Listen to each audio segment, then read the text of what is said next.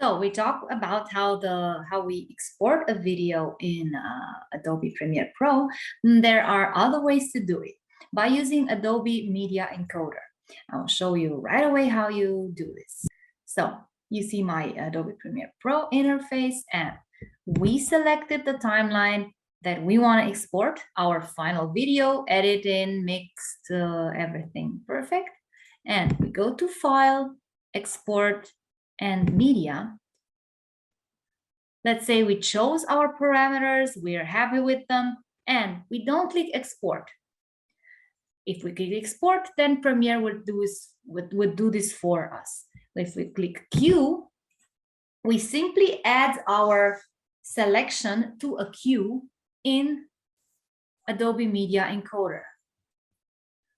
Why would we do this?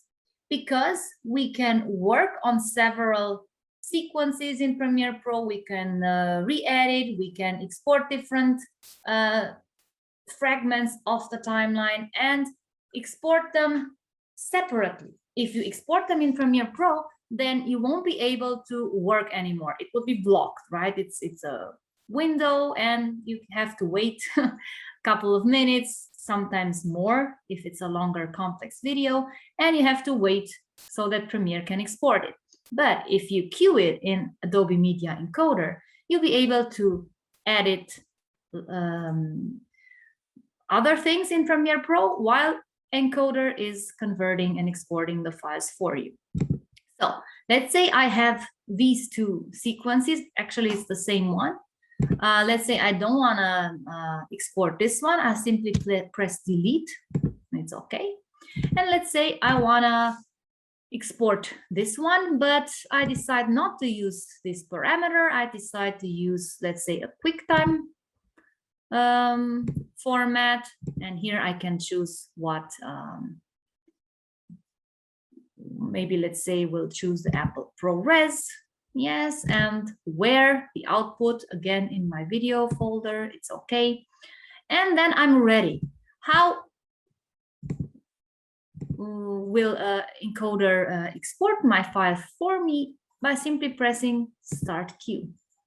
And you can see here in preview, in real time, where my file will be, how long is it gonna take, and so on. These are the two possibilities to export your video, to export your edited video in Premiere Pro or in Media Encoder. Of course, you can also drag videos here into Media Encoder, and without going through Adobe Premiere Pro. I mean, let's say you have already an exported video of an increased file size that you want to re-export in a lower file size format. Yes, you read in my PDF file, there are a bunch of formats, there are a lot of codecs.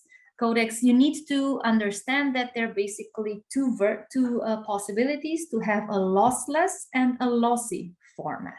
A lossless is where you keep the good quality, but it's a really big file size, yes, and you need to have storage space on your computer, or you export the file in a lossy format.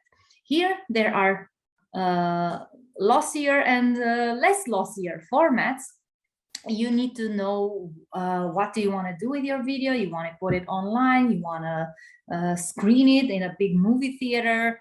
Of course, depending on this, you will know how to export it. If you're working in commercials, in advertisement, you need to follow some requirements. You cannot export it the way you want it. There are several standards that you need to follow regarding audio, regarding video. So it's always good to have good quality file size of your video and then re-export it in lower formats.